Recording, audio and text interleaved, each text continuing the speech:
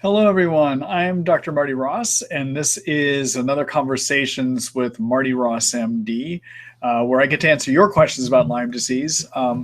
In this webinar you created, I actually participate by giving you some answers, but where we go with the questions and what I discuss is based on your questions. So feel free to write those to me. For those of you that are new here, the way that you pose questions to me is you write them in the chat box that you're going to find down at the bottom of your screen. When you do that, I ask that you hit enter only one time while you're writing your question. If you try to create different paragraphs by hitting the enter key more than once, what that does is it creates separate questions that get to be a little bit hard for me to manage on my end. So please only hit enter one time. I am creating a recording of the webinar tonight. Tomorrow morning, you'll get an email from me when that is ready to be viewed. So if you happen to miss something, just realize you'll be able to watch it again tomorrow. And generally, I don't have technical problems with that. And then speaking of technical problems, unfortunately, last week, for those of you that did try to show up, right before I started the webinar, about 15 minutes beforehand, I did a Windows update on my computer. That did not go well. And so I wound up not being able to get access to my computer until I fixed it the next day.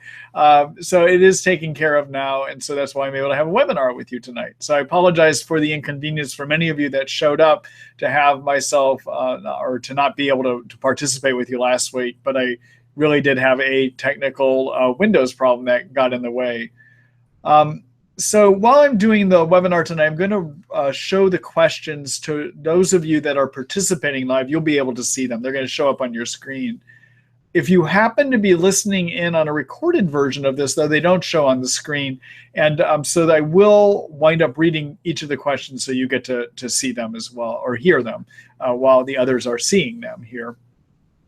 Also, during the webinar tonight, I will be doing some screen sharing so you can see some of the valuable resources that I have put together for you at my Lyme disease information site called the Treat Lyme book, which you will find at treatlyme.net. Also, I will be showing you some information about supplements that might be useful for you as well, too, whenever those might be appropriate. All right. So with no further ado, let's go ahead and get started here. And I'm going to go ahead and take the first question. I'm just going to go ahead and pose it here for you. So this is from Colleen. Let's see here. What's your opinion about an association between Lyme and retrovirus? I have late-stage Lyme and subsequently developed additional autoimmune illnesses. Is there a way to test for and get rid of retrovirus? Thank you for these webinars. They are invaluable, Dr. Ross.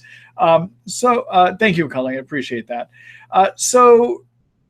Regarding retrovirus or other viruses, I'm not aware of any data, and I just haven't seen it, unless you're seeing something new. I haven't seen anything that says a definite association with retrovirus. However, there are common viruses, of which retroviruses, there is a type of retrovirus. You may be referring to the XMRV virus, maybe, which is a retrovirus, but there are certain viruses that can occur even in healthy people. One of the more recent ones that was written about is XMRV, when it was thought to be that might be the cause of chronic fatigue syndrome. But that has largely been discredited, actually. But a lot of these viruses, like human herpes virus type 6, something called cytomegalovirus, the Epstein-Barr virus is the monovirus, parvovirus B19, some of the retroviruses, these are viruses that are common even in healthy people. So for instance, if we were to pull 100 healthy people off the street, we would find evidence in about 10% of them of having one of these viruses that I just mentioned to you. So just having those viruses in you does not mean it's a cause of your illness, because 10% of healthy people live with these viruses and have no problem, okay? Now, one of the things that we can see in Lyme is that as a result of immune suppression from Lyme, these viruses might get more active. Now, there's a few ways that you can look to see if you have viruses. One is to measure antibodies. And the problem with measuring antibodies is once you've had these viruses in you, even if your immune system is keeping them under control, you're going to have elevated antibodies of a family called IgG antibodies. So if your doctor measures IgG antibodies and it comes back elevated, that doesn't prove the virus is actually active and causing a problem in you. It just may be an ongoing immune reaction that we would expect your immune system to have if you have chronic viruses living in you. So that doesn't prove that they are a problem. There is a theory, though, that if those antibodies that you get against some of these viruses are really super elevated, that could indicate that those viruses have become active and the immune system has lost the battle, okay? Now, generally, I don't test the antibodies for viruses at the beginning of a treatment, nor do I do a test that I think is a better test to look for viral activity called anagalase. And I'll say something more about anagalase here in a minute. The reason I don't test for those at the beginning of a treatment, I may start looking for them about 9 months into treatment if somebody's not getting better, but I don't test upfront for them because I believe even if viruses have gotten active when somebody has Lyme, that the better course of action is to get the Lyme under control and to do other things to get the immune system working better to put those germs back under control, okay? Because the reason they probably get active in Lyme is that due to immune suppression from Lyme, they get active. And so the better approach is get your Lyme under control, get your Bartonella babesia under control, your co-infections, okay? And then follow all the essential steps in my successful treatment recipe, which is my Lyme disease treatment guideline. And that is available for free for you to take a look at the Treat Lyme book site, okay? And I'll show that to you in a minute because I want to show you the essential steps you should do throughout your whole Lyme treatment that will actually help to get viruses under control because it helps get Lyme under control too. All right, now, the best way, I think, to look to see if you have chronic viruses that could be contributing to your problem with Lyme and is a anagalase test. And I would not test for it, though, until you're 9 months into treatment. Because even if it comes back elevated at the beginning, as I said, doing my successful treatment recipe, getting your Lyme, getting your co-infections under control is likely to be enough to turn your immune system back on so you don't need to attack the viruses head on, all right? So what's this anagalase test I keep talking about? Anagalase is an enzyme that is found in cancer cells, but is also found in the coverings, the coats of virus infections. And so if it comes back elevated, it means you've got increased viral activity, maybe cancer, but your doctor should be aware to look for cancer even as part of ruling in or out whether you have Lyme disease, okay? So we can pretty much assume most people aren't going to have cancer when they get back a anagalase level that's elevated. But if it comes back elevated, that is a sign that viruses are active and in you. And so the lab will report, so the anagalase you get through a lab out in New Jersey called Health Diagnostics. You'll have to get your doctor to order it. It's considered to be an experimental treatment, although I think it's accurate based on my experience. And the lab says that anything above a 0.8 is abnormal. And that may be true. I don't find any benefit, though, for really going after viruses unless it hits to 1.8 or higher. Okay, that's in my practical working experience, all right? So a anagalase test is probably a better way. And then there are various things you can do for chronic viruses. So I'm going to do a quick screen share here so I can show you some resources to take a look at later. And these are found within the Treat Lyme book, okay? So let me take you over to the Treat Lyme book. All right, so this is the Treat Lyme book, which is my Lyme disease information site. Most of you signed up for the webinars by going to this site, okay? And so what I want to show you is take a look under the chapters tab. And there is a, trying to figure out where I put it. Look under infection, look under how to diagnose, this chapter called How to Diagnose here under Lyme Disease 101. And here I have an article called When and How to Treat Chronic Viruses, a brief guide. I talk more in here about anagalase, I talk about antibody testing, but I also give you ideas that if you want to treat your viruses, how you can do it both naturally and with prescriptive medicines, okay? This is one of the articles found in the Treat Lyme book. This is one that does require a subscription. Keep in mind, when you do subscribe, you're supporting this work. You're supporting the webinars, all right? So take a look at that if you're looking for more information about how I would treat viruses later, okay? All right, then take a look at my treatment protocol here. And the treatment protocol is my Lyme disease treatment guideline. It's called the Successful Treatment Recipe. And basically, this includes all the essential things you should do to get over Lyme. So number one, get sleep. And I give you some ideas about how to do that. But if these don't work, then I give you a lot of ideas in this article called Sleep 101, The Basics, okay? Getting sleep helps your immune system do better and lowers inflammatory chemicals called cytokines, and that can help you feel better. Number 2, I prefer that people are on a paleo diet, and I talked to you about why here, all right? Number 3, lower cytokines. Cytokines are inflammatory chemicals that are made in excess when you have Lyme, and they cause your symptoms, but they also suppress your immune system. So I like using curcumin for that.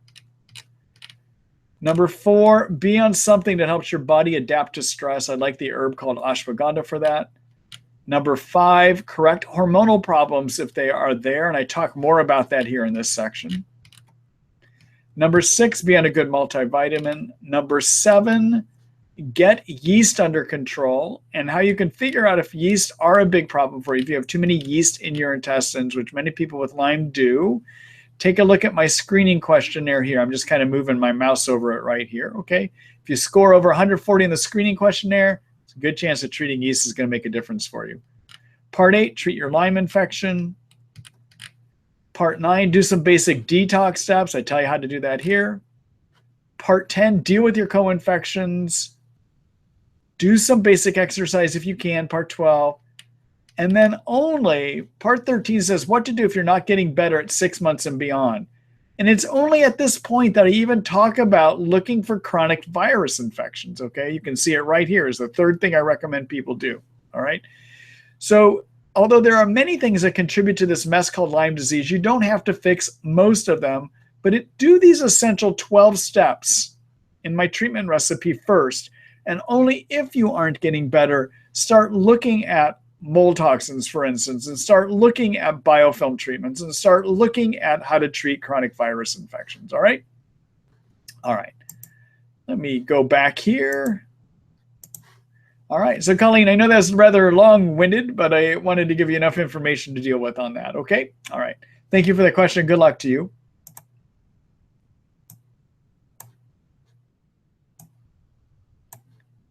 All right, let me just get rid of that question. All right, so next question is from Victoria.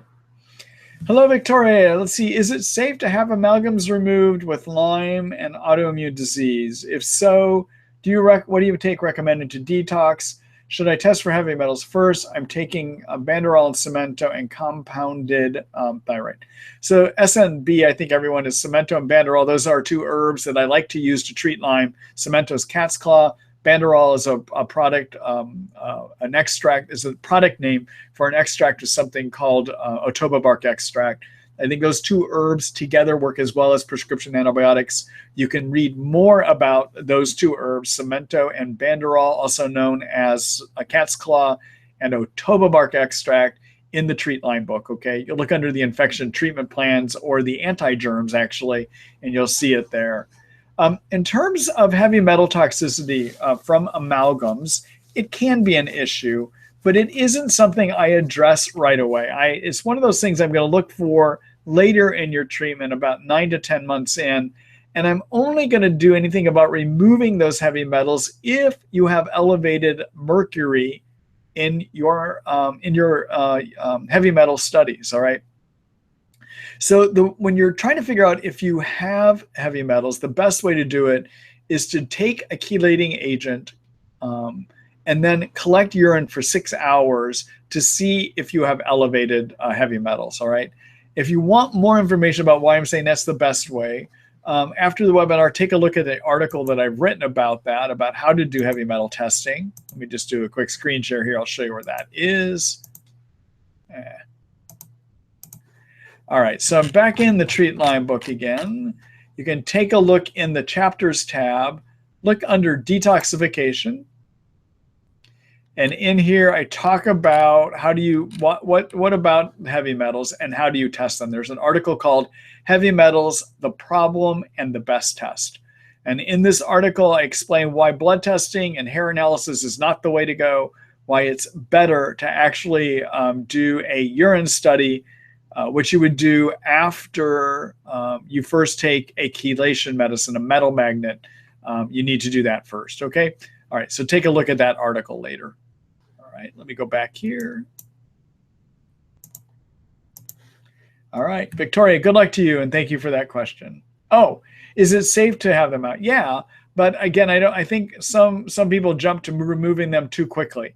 I would wait until you have some proof they're elevated, and I would only look at removing them maybe about 6 to 9 months into treatment if you're not getting better, okay? All right. Good luck to you.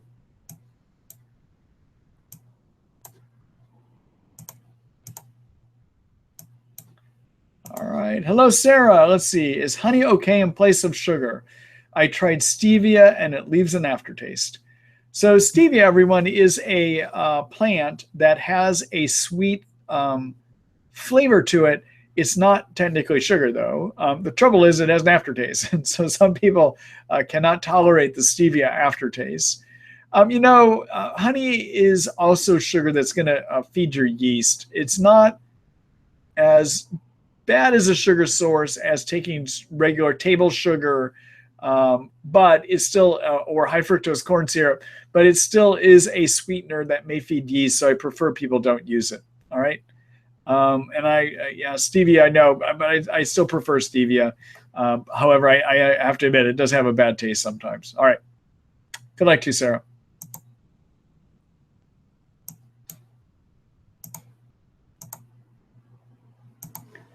Hello, Louise. Let's see. Hi, Dr. Ross. Does fasciculations have a standard in Lyme disease? All right. So fasciculations, everyone, means your muscles twitch. All right. You get these little areas that kind of just start twitching and spasm around. Sometimes it can be even the eyelid that twitches, or muscles that will do that. So fasciculations can occur in Lyme, but it doesn't occur in everybody's Lyme. Fasciculations can be either from Lyme or, in my experience, can be from the co-infection called Bartonella. Just because you have fasciculations does not mean you have Bartonella, though, but it can occur in that. One of the things, the reason I think that it occurs is that your muscles are irritated because the nerves that make them work are irritated, okay? So it has to do with the nerves interacting with the muscles. One of the things that you can do for your fasciculations is treat your Lyme, and if Bartonella is there, treat your Bartonella, all right? So kill them, get rid of those germs, all right? But the other thing that can be helpful is to use magnesium. I prefer to use magnesium malate, which is one of the magnesium salts, but most of us are magnesium deficient in our society.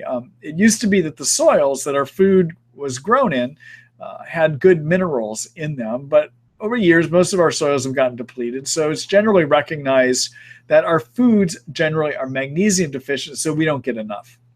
And I think what happens then is in this state of Lyme where we're under increased stress, our bodies are under increased stress from having the illness, that magnesium shortage becomes more of a problem. So what you can do to help with those fasciculations is take magnesium. And I generally recommend taking anywhere from 400 to 600 milligrams of magnesium malate or magnesium citrate, that's citrate. Either one of those or a combination of them.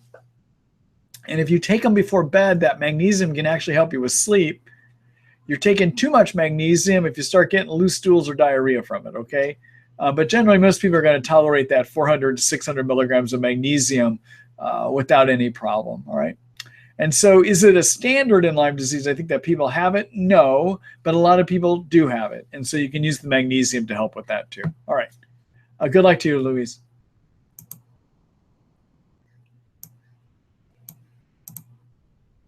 Let's see here. Let me get rid of that. Hello, Jenny. Let's see. Hi, Dr. Ross. Why are mornings so bad for most Lymies? Pain, nausea, weird thinking, etc. Thanks. I don't know why, other than I agree with your observation and others that experience this too, that mornings tend to be a bit tougher for people with Lyme.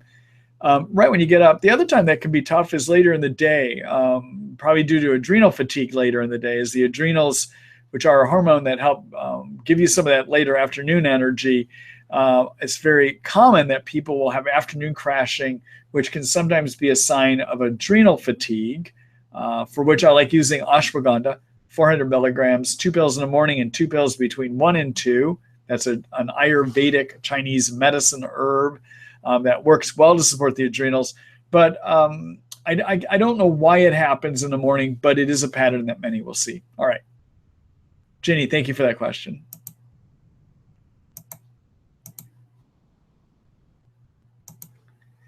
Hello, Sarah. Let's see. Can I take Alinia with Lyme herbal protocol? Is Alinia safe even if parasites not confirmed? Any side effects? Thanks for all you do. You're welcome, Sarah. All right. So everyone, Alinia is a very interesting medication. Hold on a minute. I'm just going to take a sip of water here.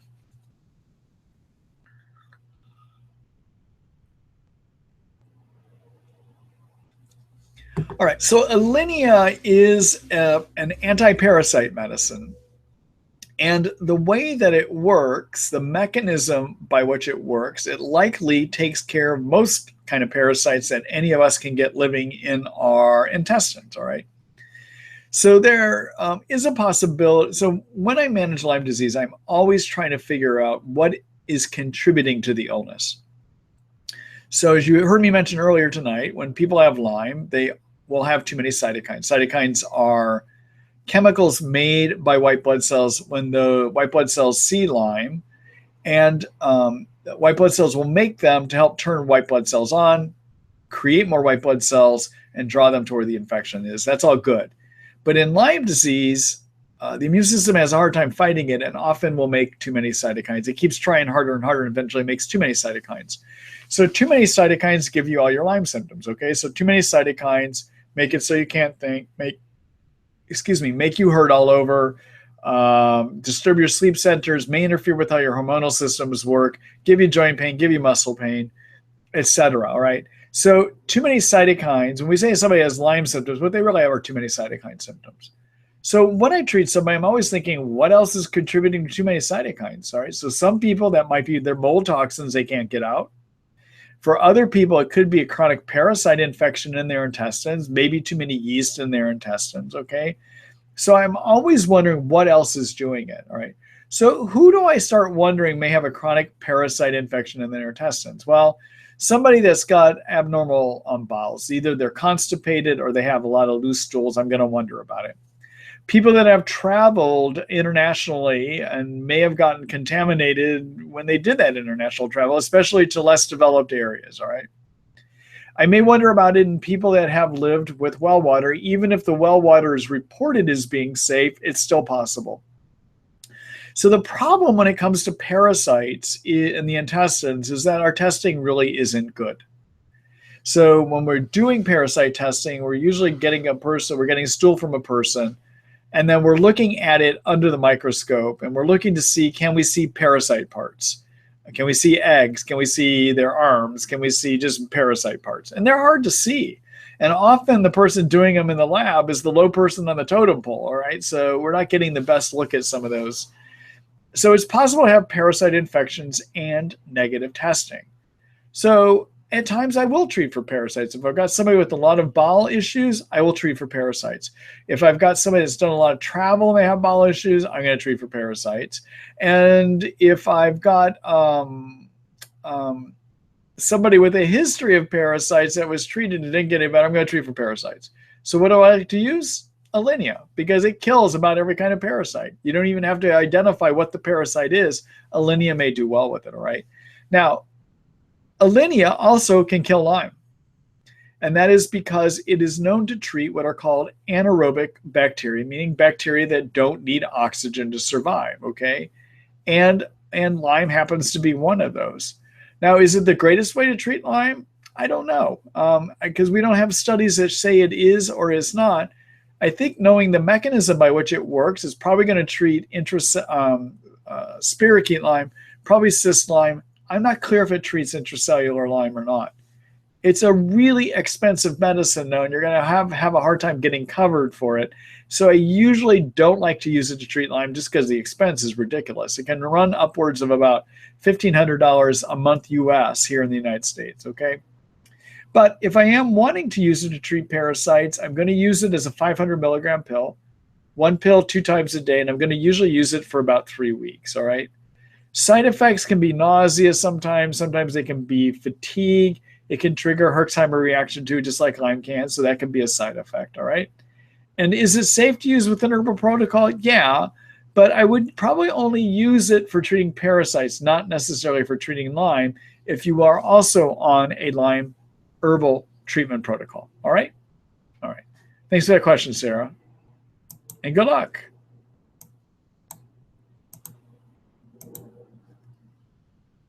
All right. Hello, Brenda. Let's see. Thank you, Dr. Rush. You're welcome. Can you please review your yeast protocol and leaky gut recipe?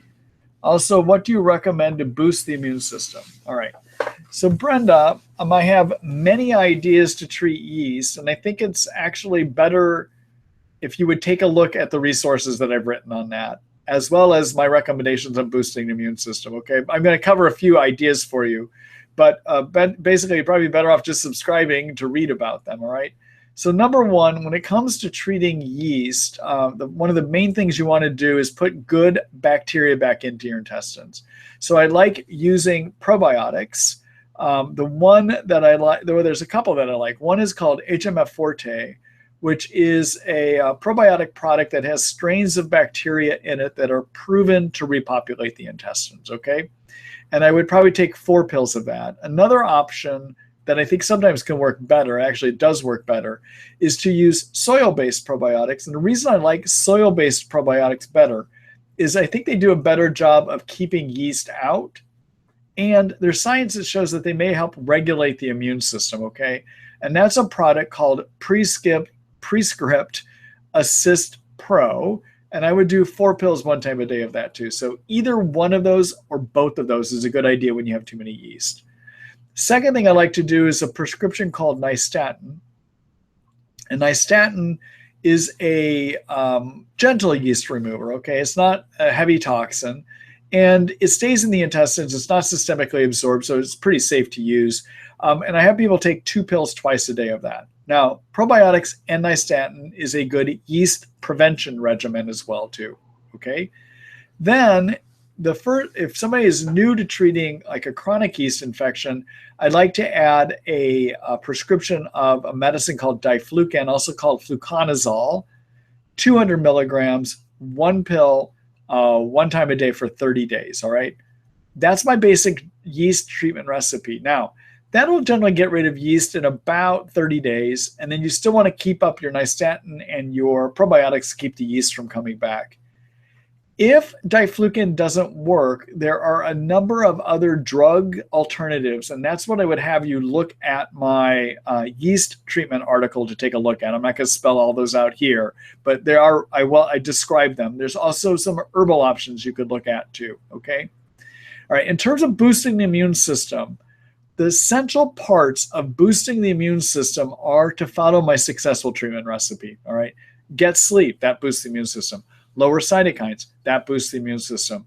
Tune up your adrenals and your thyroid, that boosts the immune system. Get your Lyme knocked down, that boosts the immune system, okay? Those are some of the essential steps. I do outline some other ideas in my article about how to boost the immune system. So I want to show you both of those articles so you can take a look at those, all right? All right, so basically, most of the questions that people are going to have about Lyme, I probably have written an article about it. And as I've said before, I'm due to update some of these articles, but the ones I'm about ready to show you are current. And they're current. I don't have any real updates for the ideas I express in these 2 articles that I'm going to show you. All right. So the first of the one is I'm going to go into the immune system chapter under this tab called Problem Solved. All right, and I would take a look at how do you boost the immune system. Look at my article called Immune System 101, The Basics, okay? This tells you the essential things you need to do to boost the immune system, which is basically follow my successful treatment recipe, okay? All right, so that's one thing for you. All right, what do you do to treat yeast? Well, I told you my basic way, which is probiotics, nystatin, and diflucan. But I have a whole chapter about how do you treat yeast, okay? And that's in my germ control section here. All right, and so take a look at my article called Kills Yeast, a brief guide. Okay, that'll give you all the ways that I recommend to help clean yeast out. All right. All right. So I hope that gives you some ideas. And let me go back here. All right, Brenda, good luck to you. And thank you for that question.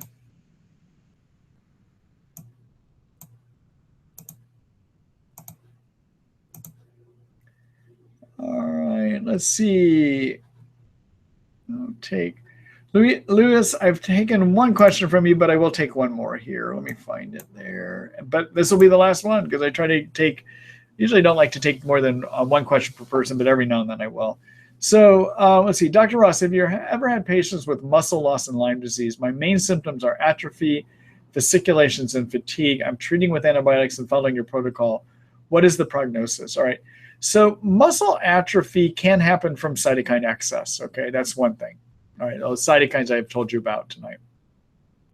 But the second reason you can get muscle atrophy is if the nerves that connect to those muscles are not working correctly, the muscles are not going to be able to maintain their mass. So the nerves that make our muscles work do two things. They fire to make the muscles contract, but they also release chemicals that help maintain your muscle mass, all right? And so if you have nerve injury, you may have loss of muscle for that reason. Now, if you've got a lot of atrophy, one thing that you probably should do is see a neurologist so that they can look to see, is there a neurologic cause to that? They might have to do something called nerve conduction studies or something called EMGs. And one big reason that you could have muscle mass loss is due to something called Lou Gehrig's disease. So I don't know enough about all of your symptoms to say you have Lou Gehrig's disease. I don't mean to scare you with that. But if you're having significant muscle loss, I would consider seeing if you're seeing your doc and see if somebody would get you to see a neurologist so they can do some testing for those things. Okay? All right. Good luck to you.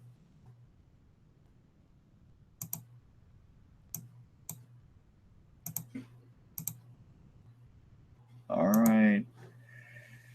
Let's see here. Hold on here a minute. I got another sip of water here.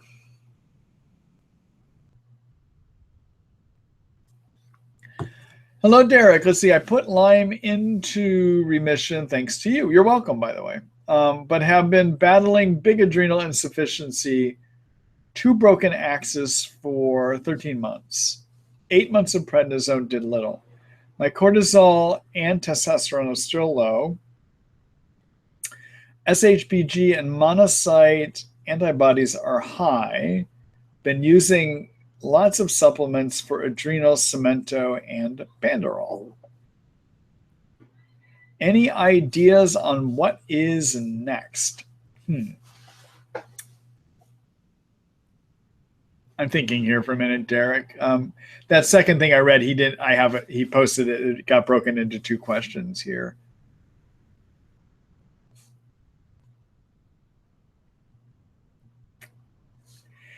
You know, Derek, this is one of those things. I need a lot more information. I don't have enough here to be able to give you the best idea.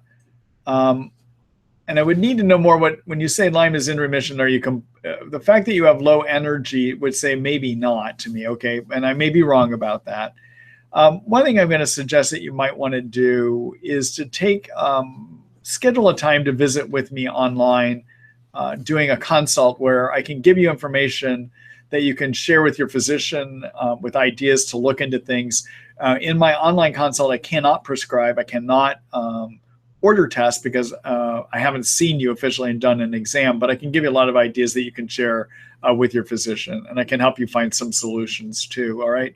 So let me show you how you would go about doing that, and that's for anyone that might want some input from me, okay? So let me do a quick screen share here.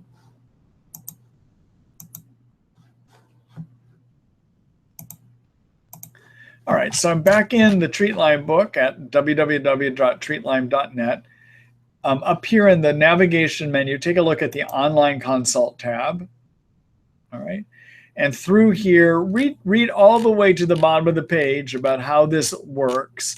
But take a look here. This is where you can learn more about it and get in contact with us so that we can I can help you take a look at some ideas. Okay. All right. All right, good luck to you. Let me go ahead and get out of this screen and go back here. All right. Thanks, Derek. Good luck.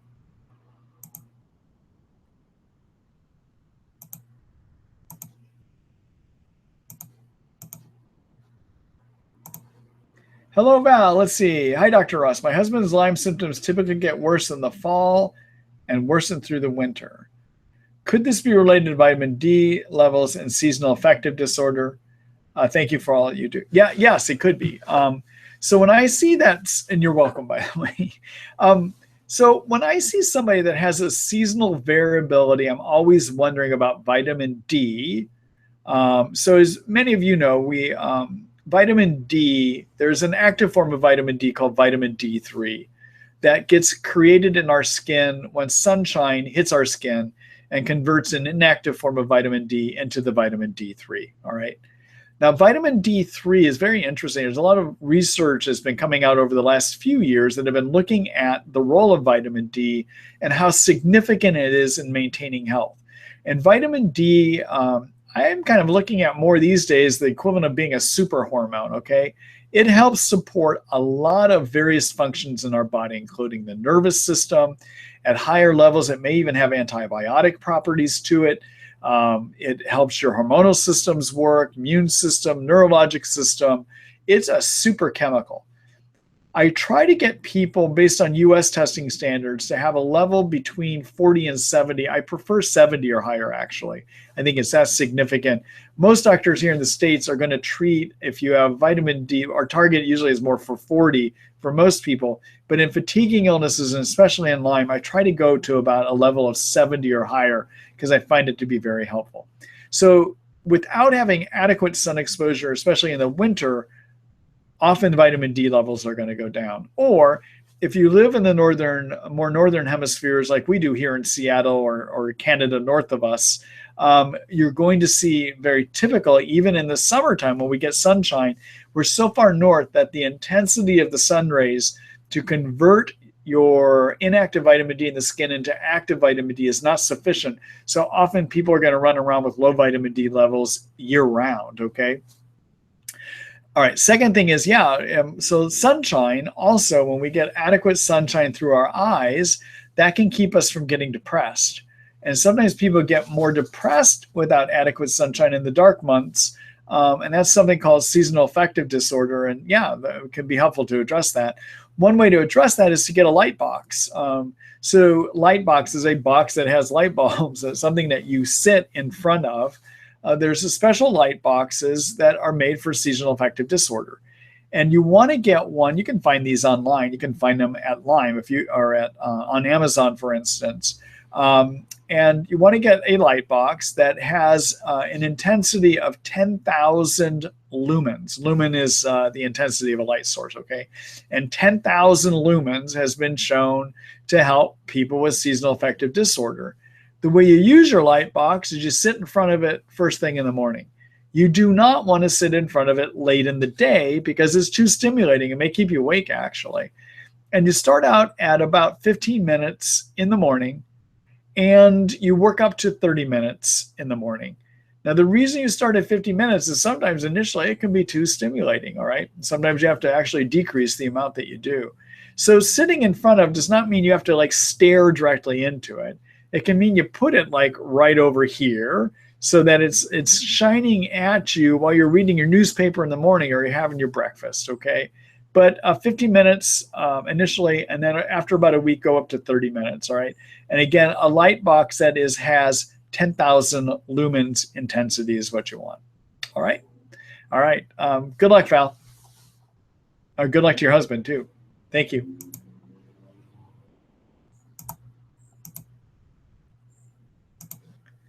Hello, Chris. Let's see, is your protocol for treating Lyme effective against the late stage Lyme, mainly neuroborreliosis?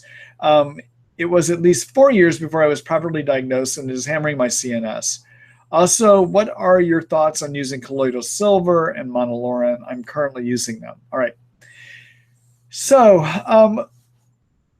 everyone to a degree gets Lyme in the brain. All right. In fact, if you look at studies about Lyme, Lyme crosses over into the brain after about 2 hours. I mean, it's pretty rapidly that this getting Lyme into the brain occurs. Now, there are some people that are more affected by it than others, but I just want to be clear. Most people have some degree of Lyme effect in the brain. If your neurologic symptoms are severe, though, I start wondering about Bartonella being part of the picture as well, too. And so you need to figure out if Bartonella is part of your picture, too. All right. So to do that, take a look at, there's a chapter I have in the Treat Lyme book called How to Diagnose.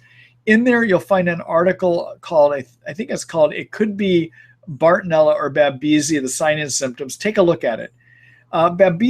Both Babesia and Bartonella diagnoses are best made based on symptoms, not testing, because with Bartonella, we estimate 30 strains, and it's possible that you could have it and not be detected because we can only test for 2 of those 30 strains, all right? Even through Galaxy Labs, which is supposedly the best Bartonella test out there, Galaxy only has the ability to look for Bartonella for 2 different strains, okay? So just keep that in mind. You want to look at the symptoms. When you take a look at that article in the Treat Lyme book that I was just telling you about, look and see what your symptoms are. If you have enough of them that look like Bartonella, you should be treating Bartonella too, all right? All right, now, can the Banderol Cemento in my treatment protocol work for Lyme in the brain? Yeah, it can. But however, if you're really, really severe, and I can't tell from your question here, I think sometimes that the prescription protocols may work better. But again, make sure you're covering for Bartonella if you have Bartonella. Figure out if you have Bartonella. Do I like colloidal silver? No, I don't think it really does much, and so I tend not to use it. Monolaurin is something we can use because it helps stimulate the immune system and it can treat chronic viruses. Do I think it's necessarily something to add? I don't use it that often, to be quite honest with you. But again, from what you've described here, I would take a look and see, is there Bartonella part of your picture? Okay. All right. Good luck to you, Chris. Chris, also, if you want a better idea on what may be the better way to go for what you're describing, I would need more information, and I'd be glad to help you look at that. Take a look at one of my one-to-one consults that I showed everyone earlier tonight, okay? All right. Good luck to you. Hello, Sarah. Let's see. Do mitochondria needing repair translate into body fatigue? I have a great deal of tissue inflammation, but don't experience an unusual tiredness or fatigue. So mitochondria, everyone. Thank you for that question, Sarah, by the way. So mitochondria are the energy factories found in every one of our cells. And by some estimates, there's 300, 400 per cell. When you have chronic infectious states where the infections have been in you for a while, due to an excess production of oxidizing agents from having all those infections in you, you can get injury to the covering of the mitochondria. And if the mitochondria covering gets injured, it can lead to low energy. Sometimes it can lead to chronic pain states. Okay, so when people have chronic pain, often mitochondria injury is part of that. Also, if you have neurologic injury, often there is mitochondria injury as part of that. Okay, so it is possible to have mitochondria injury and not have excessive fatigue, but rather it can manifest itself as pain. All right, now you mentioned tissue inflammation here. Yeah, that could be part of mitochondrial fatigue, but what I would do first, without low energy, I usually find there's going to be a degree of impaired energy in addition to pain, suggesting mitochondrial fatigue. It's not always there.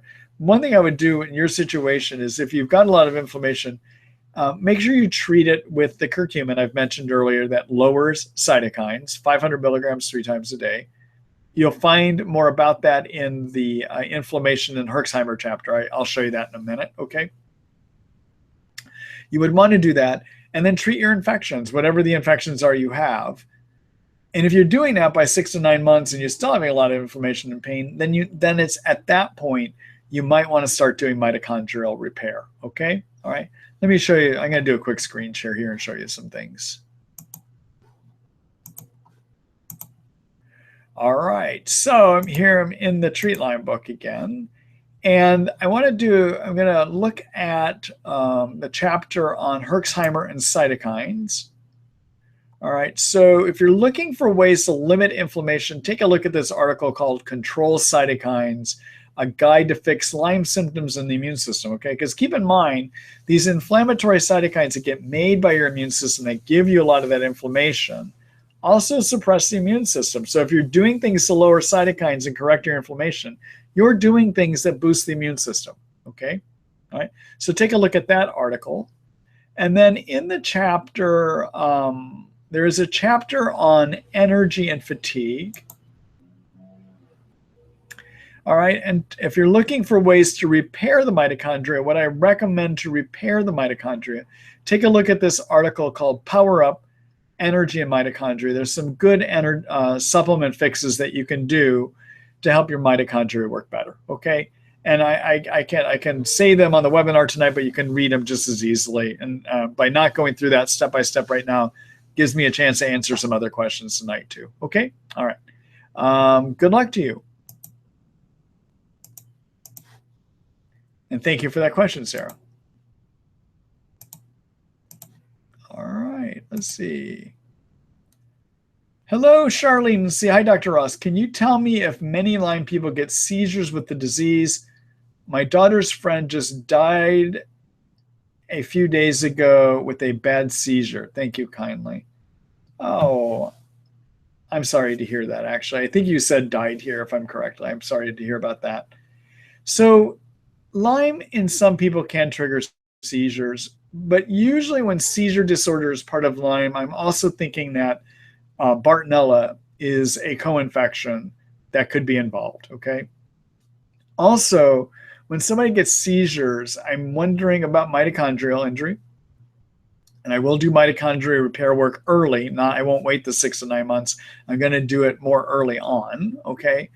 And then finally, the other thing I'm wondering about with seizures is there anything else irritating the nervous system like biotoxin illness? And by biotoxin illness, I mean mold toxicity, okay? So you may want to take a look in the detoxification chapter about biotoxins. I have a whole article on that.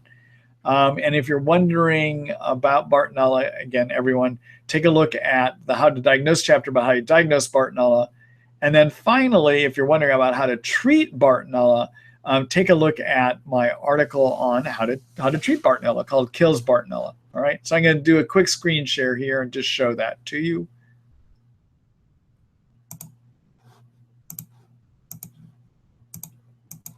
All right, so I'm going to go up into the chapters. There's the chapter called Infection Treatment Plans. And in here, you're going to see how do you treat Bartonella. And I give you an idea in this article about antibiotics. I also give you some herbal options as well, too. Okay, so you can take a look at that. In terms of mitochondria repair, again, you want to look in the energy and fatigue chapter. In terms of how do you diagnose Bartonella, take a look in the How to Diagnose chapter. I did mention that earlier. The article that you would want to take a look at is it could be Bartonella babesia, the signs and symptoms, okay? Which is really how you go about diagnosing Bartonella. All right. All right, let me go back here again. Oh, while I'm here, tonight I've mentioned a number of supplements, and many of you may be wondering what brands would I recommend. If you're wanting to know what brands I recommend, take a look at my supplement store, which is where patients that come to see me here get their supplements. I maintain a supplement store because I want to make sure that people have the possibility of getting good products, all right? The majority of supplements that are out there are usually made by brands that don't do a good job of sourcing for the most active ingredients.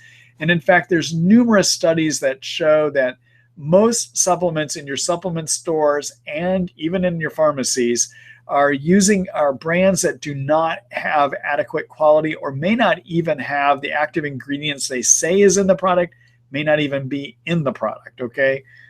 I've tried to take the guesswork out of that for you by picking products that have been shown to have their active ingredients in them, and also ones that try to include do not have artificial fillers or additives that may harm you when you have Lyme disease too, all right? So if you're looking, for instance, what do I recommend in the way of a curcumin product? Just use the search function up here, type in curcumin, and you can see which curcumin products I carry. My preference is this one called Mariva 500, for instance. You may find curcumin in this other one called Cytoquel, for instance, okay? Or if you're just looking to see what do we carry, what manufacturers, I've got them all listed here. These are the main products that I carry here. Or depending on which area you have, what do I recommend for biofilms? Well, you can see I have Banderol Cemento might help with that. Lumber kinase, Baluchi, these are things that might help with biofilms that I carry. Okay. All right. So let me go back here again.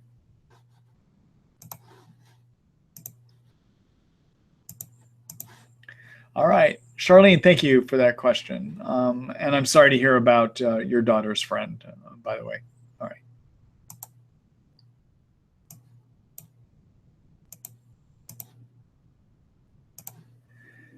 Oops, I think we saw that one earlier. I'm going to go ahead and get rid of this.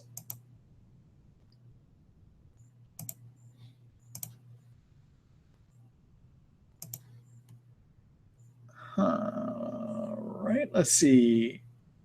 Hi, Emily. Let's see, I was diagnosed with Lyme disease and Bartonella recently. I have something. Let me see if I can find the other part of your question here.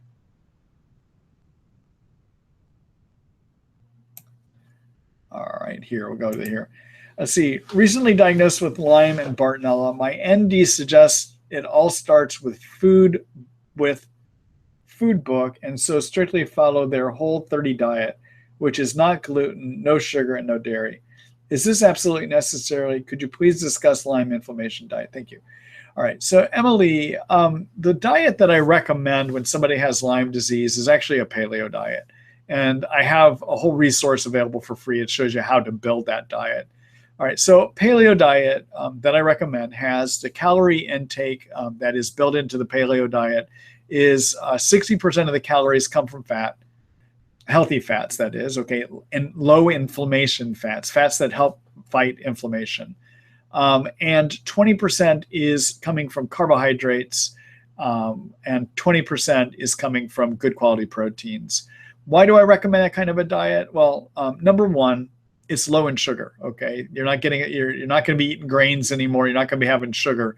And the reason you want to have a diet low in sugar is inflammatory, and sugar feeds yeast. And if you're going to be on antibiotics and Lyme, you don't want to feed yeast. Okay.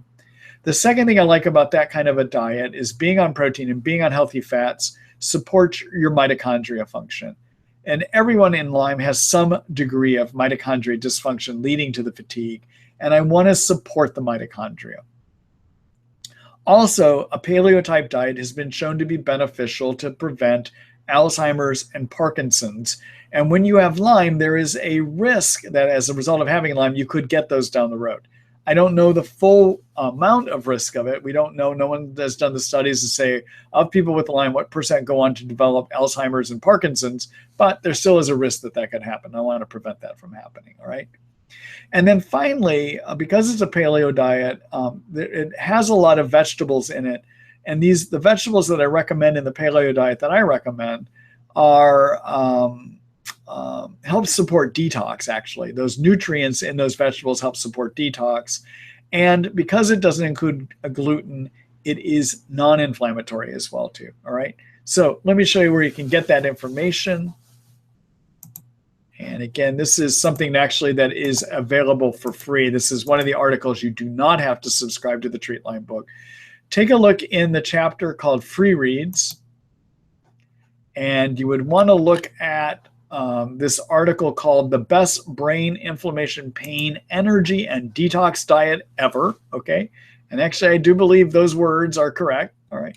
And what this is a diet that I got from a group called the Institute for Functional Medicine. And it's what they call their Mito Food Plan. Because I'm making available for free all the information from them that I have in here is legal for me to have posted again. Okay. So it's their diet. I have a video here that describes the ins and outs of it. And then I have basically some further videos and sheets that you download that tell you how to create this diet yourself, okay? And including a list of the foods that you might want to take to go ahead and do this, all right? All right. And so one of the things I even put here is, what is my favorite food out of it? Well, I use this diet myself. And one of the favorite foods that I learned in this is coconut oil. Coconut oil has antibacterial properties and is very anti-inflammatory as well too. All right. This diet also builds some fasting in, which is useful when you have Lyme disease. So take a look at the diet here. Okay, this is the diet that I recommend.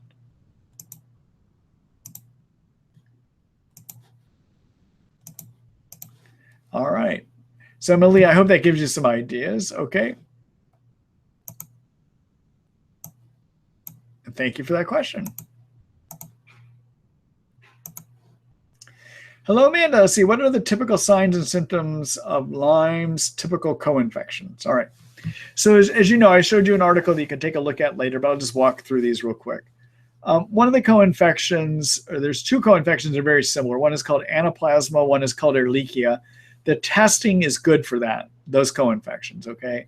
But so the testing is accurate. I usually guide my treatment as to whether somebody has it based on the testing.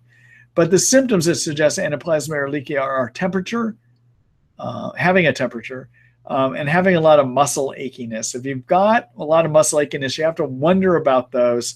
But being on a tetracycline that we use for Lyme, like doxycycline or minocycline, for at least 2 weeks to 4 weeks is sufficient to have taken care of those. So I don't test for this. I don't even ask questions if somebody has it, because somewhere in a Lyme treatment, I'm going to have somebody on a tetracycline for at least 2 weeks, okay? Even if they're in an herbal treatment, I will put them on a tetracycline at least for 2 weeks so that we can get rid of the possibility of anaplasma or Ehrlichia if they have a lot of myalgia, muscle pain. All right, then there's Bartonella. Bartonella is a bacteria that you can get from Lyme. You can also get it from bug bites, and you can get it from cat scratches. There's 30 strains. I don't care for the testing because I think it misses most people that have it. Symptoms that make you think of Bartonella are a lot of cognitive impairment, especially if it's cognitive impairment, thinking impairment that is much worse out of proportion to the degree that you have low energy, all right? Pain on the soles of the feet, having a lot of anxiety, ongoing anxiety, not panic attacks, but ongoing anxiety. People that have psychiatric issues, often Bartonella can be part of that. Having a lot of increase in daytime sweating can sometimes be part of Bartonella. People with a lot of neurologic issues in their Lyme, so people with seizures, for instance, or people that have sound, light, or touch sensitivities. People with numbness, I might think about Bartonella. People with restless legs. People that have a lot of bladder irritation, I'm going to think about Bartonella. And people with a type of pain they would describe as bone pain, deep in the bone pain, that makes me think of Bartonella too. Okay, so those are some of the symptoms that make me think of Bart. All right, Babesia, the two hallmark symptoms are drenching night sweats and also panic attacks are going to make me think of Babesia. But other symptoms are air hunger, and actually air hunger can be a symptom you might see with Bartonella as well too. But air hunger, feeling like you just can't get enough air in at times, can make me think about Babesia. Another thing about Bartonella, people will have a type of rash that looks like scratch marks sometimes, okay? Or stretch mark looking rash. Babesia can have a type of rash that gives you these little red spots that look like the blood vessels broke under the skin. It's that kind of bright red color you're going to see. Babesia, sometimes people will have a lot of deja vu experiences, so frequent deja vu. They can have racing or skipping of the heart, and headaches in the front of the head are things that make me think of Babesia as well too, okay? So that's kind of my quick walk through the co-infections. All right, thank you for that question.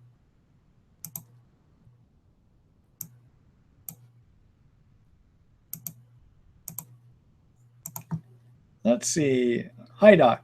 Oh, hello, Mark. let me go ahead and get rid of that there. Thank you for that, for posing your hi, Doc. I appreciate that.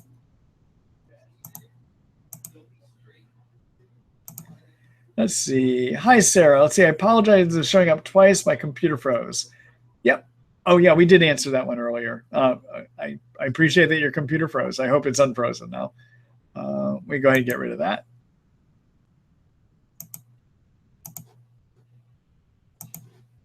Hello, Pepper. Let's see. Hello, Dr. Ross. I have a diagnosed UTI, urinary tract infection. I cannot take any of the antibiotics due to allergies, and macrobid after 5 doses was intolerable. Can olive leaf and marshmallow root be used to heal? I have severe GI sensitivities, late stage Lyme.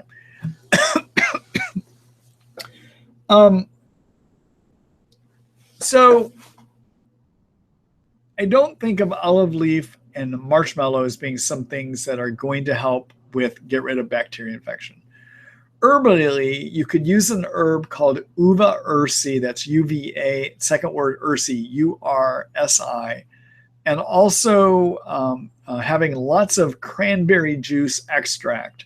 Cranberry in high concentrations, more than you're going to get from drinking lots of cranberry juice, can change the acid levels within your bladder to get rid of bladder infection, okay? So uva ursi, as well as cranberry extract sometimes can be useful when it comes to treating bladder infections herbally. I would have to look. I don't know the uva ursi dosing off the top of my head, so I'm afraid I can't give that to you right now, but I'm sure you can look that up online. All right? All right. Good luck to you.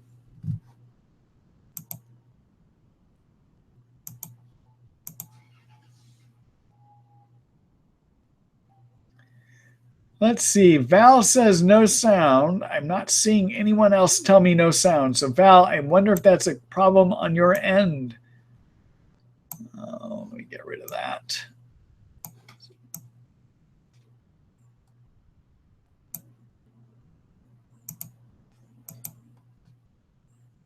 Aha, here's a question from Mark.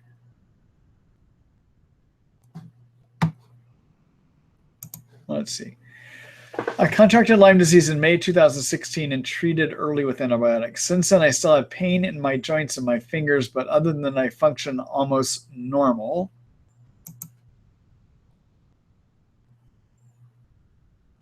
And then it says, my question is,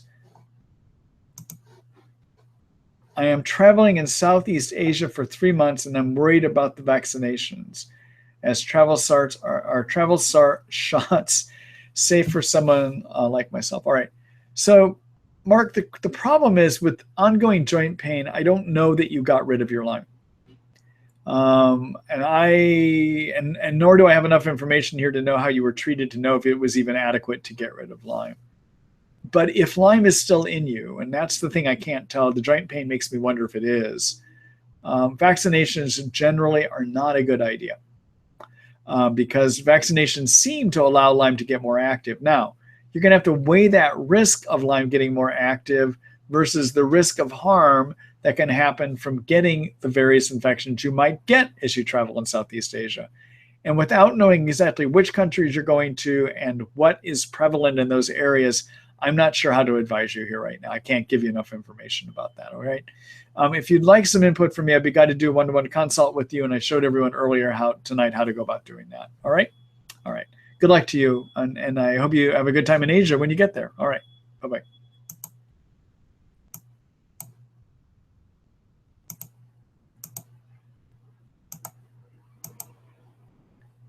All right. Bear with me here, everyone. I'm just kind of cleaning out some questions here.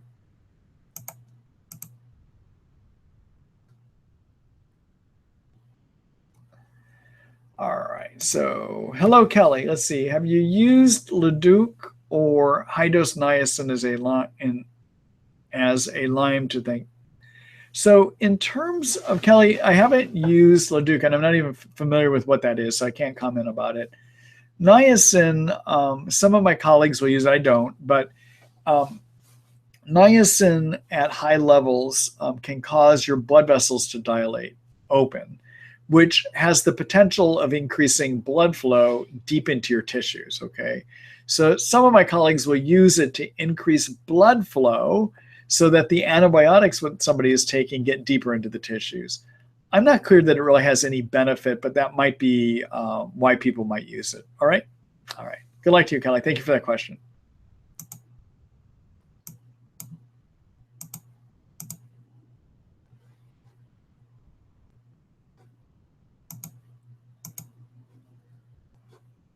Ah, okay. This is from Kelly again. Leadum. I got it. I don't find much advantage in using the leadum either. Okay. All right. Thanks, Kelly.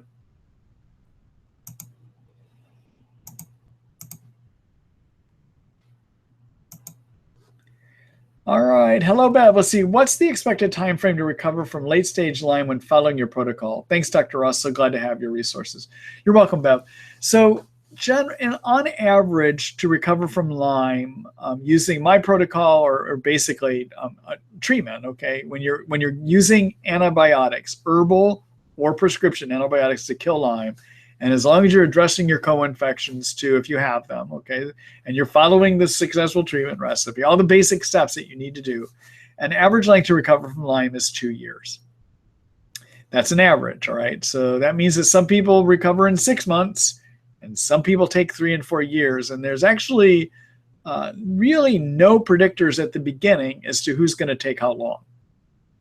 All right, there's really inadequate predictors on that. What I do see, though, is relates actually to a study that I actually am aware of too, and that is with treatment by 3 months, 30% of people will start to have improvement. By 6 months, 60% will start to have improvement, and by 9 months, 90% of people will start to have improvement. And I see that reflected using my treatment protocol as well too. Okay. And that's what I see in my practice, because how I practice is very similar to my treatment protocol. I mean, I wouldn't put it up if I didn't find it useful here as well too. Now, when I said 30% by 3 months, I said 30% of people start feeling better. I did not say everyone is 30% better by 3 months. I said 30% of people start feeling better by 3 months. Okay. All right. So those give you some ideas. If you want to look at those statistics, you can take a look at the article that I wrote about this, which gives you an idea of how you might recover and when you might recover. You can find that in the Recovery Time and Odds chapter within the Treat Lyme book.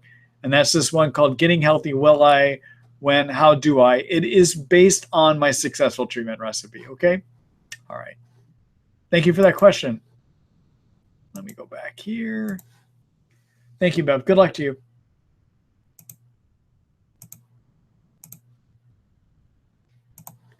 Hello, Rose. Let's see. My daughter was bitten by a visibly engorged tick for 2 to 3 days and was IGeneX tested positive December of 2015. Rose, let me see if I can find the rest of that question. Since then, my husband and I tested at IGeneX showing active Lyme. All of us have active symptoms. My son tested IGeneX with IG41 double positive, IgM41 indeterminate. Our naturopath doesn't believe there is enough to go on for treatment and suggests further testing.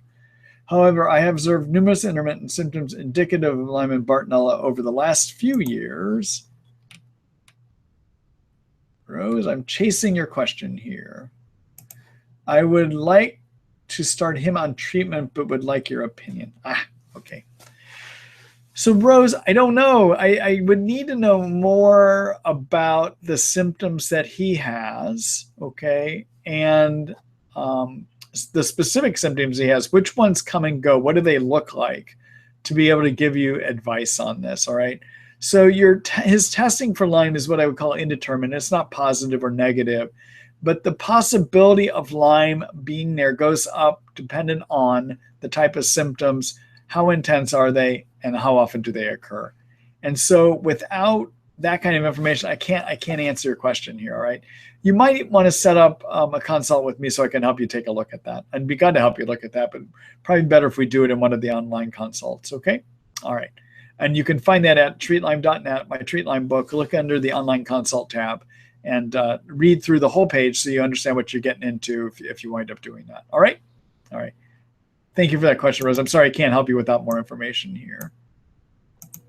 And good luck with your son. Good luck with your whole family, actually.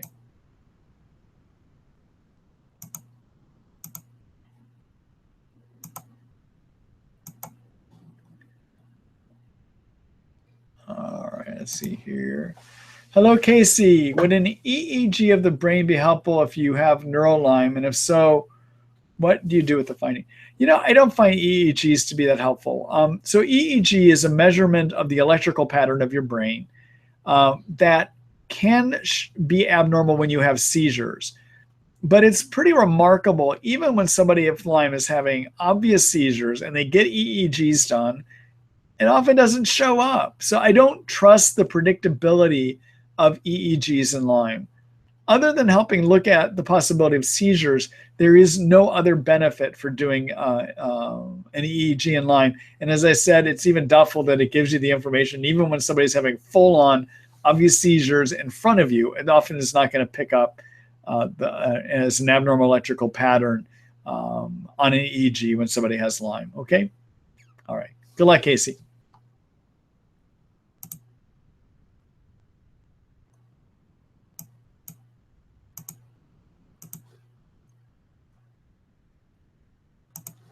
Hello, Robert. Let's see. How long do you treat Bart with antibiotics after symptoms are gone? And do you ever see recurrence? So Bartonella and Babesia are two co-infections that about 95% of the time you treat, they will not come back, which means 5% of the time they might. So can you have relapses? Yeah, but it's a small group, okay? In that group, though, sometimes it can be hard to get rid of it, though, when a person relapses. How long do I treat? Generally, I'm going to treat with the kind of protocols I write about in the Kills Bartonella article in the Treat Lyme book. I'm going to treat anywhere from 4 to 6 months. I want to make sure that symptoms are gone for at least a month to 2 months before I stop Bartonella treatment. That's just generally what I find to be helpful, okay? Keep in mind, as you see when you read the Kills Bartonella, a brief guide in the Treat Lyme book, that the best ways, in my opinion, to get rid of Bartonella involve doing all the steps of the successful treatment recipe, because that helps support your immune system. You've got to support your immune system to get over Bartonella or Babesia. Getting sleep, lowering cytokines, all those essential steps in the successful treatment recipe, okay? And in addition, protocols that use 2 antibiotics to go after Bartonella, I find are the ones that have the greatest chance of success, okay? And I outline what those are in the Kills Bartonella article in the Treat Lyme book, all right? Actually, let me show you and find that.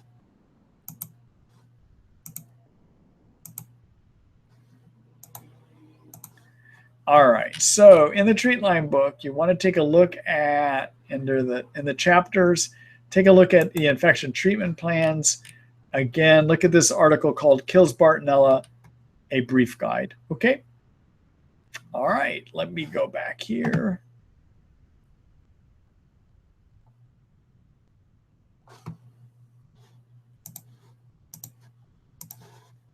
Thanks for that question, Robert. Good luck to you.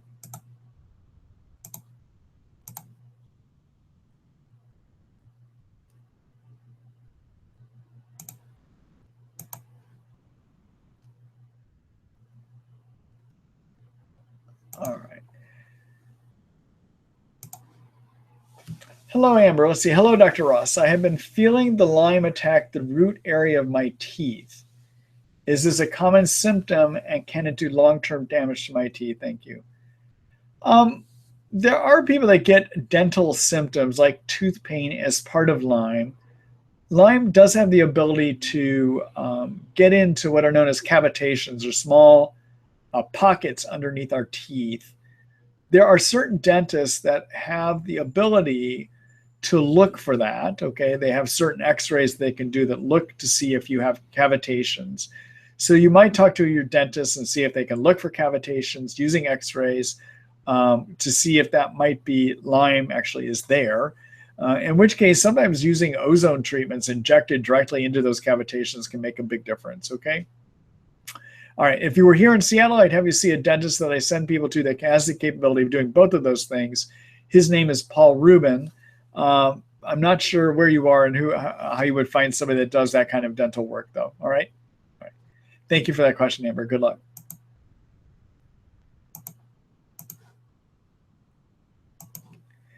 Hello, Kate. Let's see. I've been on 100 milligram doxy, 300 milligrams rifampin, 500 milligrams of clarithromycin twice a day for 6 months, and still have some symptoms of Lyme and Bart, what would be your next step? And then there's a second part to your question, which is, what do you think of ozone, rife, and colloidal silver? All right. So, Kate, to your first question. I would probably change antibiotics, but I need more information. I'm sorry. I need to know more specifically what your symptoms were when you started, what degree of improvement have you had, so I can help figure out what's still here. And I can't tell, obviously, from this question. So I would be glad to help you, but it would probably take doing one of the one-to-one consults, okay? All right. In terms of what do I think about ozone, rife, and colloidal silver? Colloidal silver, I don't think works. I find it only helps maybe 30, 40% of the time. I just don't think it's worth it, okay? Rife machines, in my opinion, from what I can see when patients do them, not that I can recommend them because it's illegal for me to recommend them according to my Food and Drug Administration here in the United States. But what I see when people choose to do this on their own is that rifing helps about 40% of the time. And I think it's something that can be used to help augment what you are doing with antibiotics, herbal, or prescription, okay? Finally, ozone, I don't care for because I don't think for long-term treatment it's safe. I think it is something you can use maybe 1 or 2 times and you're okay, but it's an oxidizing agent. And oxidizing agents may damage germs, but they can damage our cell membranes as well too. And so I'm concerned of long-term consequences of repeatedly doing them. And in addition, when I see that people have gotten them done outside by other practitioners who do them more than that, and actually I don't do them here. My medical board would take my license for it here in the state of Washington, unfortunately. But even when I see people that have done them elsewhere, I don't see good benefits from it overall. Okay? All right. Thanks for that question, Kate.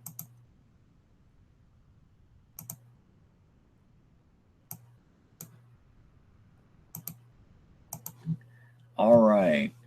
Listen, everyone, I'm closing shop a little bit earlier tonight. We've done this for an hour and 20 minutes. I've got a longtime friend of mine that happened to come in from out of town today that I need to go have some time to visit with. And so I'm going to do that. It's a person that I used to work with when there was a period of my life where I actually wrote healthcare law in the United States Senate back during the Clinton healthcare reform days. And so it's one of my counterparts that actually used to work for Ted Kennedy that's in town. So I'm going to go see him. So I'm stopping early tonight.